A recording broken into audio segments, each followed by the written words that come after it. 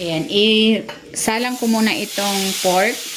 I-render ko muna yung fat nito para lumabas yung sariling mantika.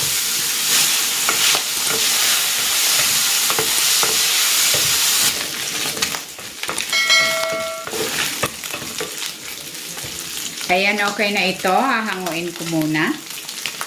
Using the same pan, magigisa na ako ng bawang.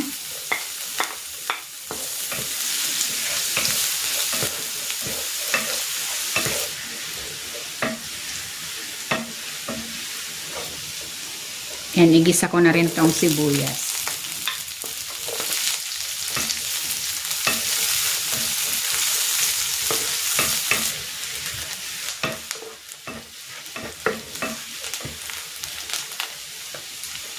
Yan, ilalagay ko na dito itong bagoong alamang.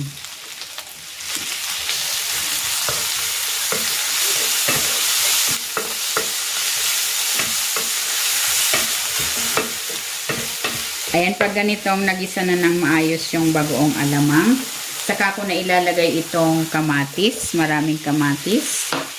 Yan ay 8 piraso.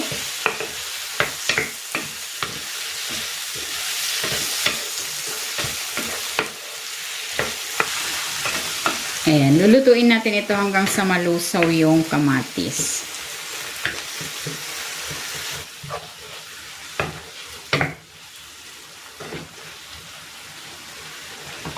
Ibabalik ko na dito yung pork.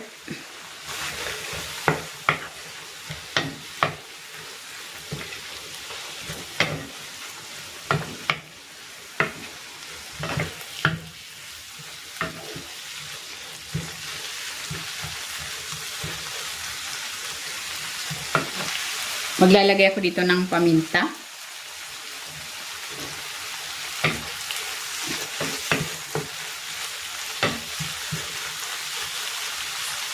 At itong sili.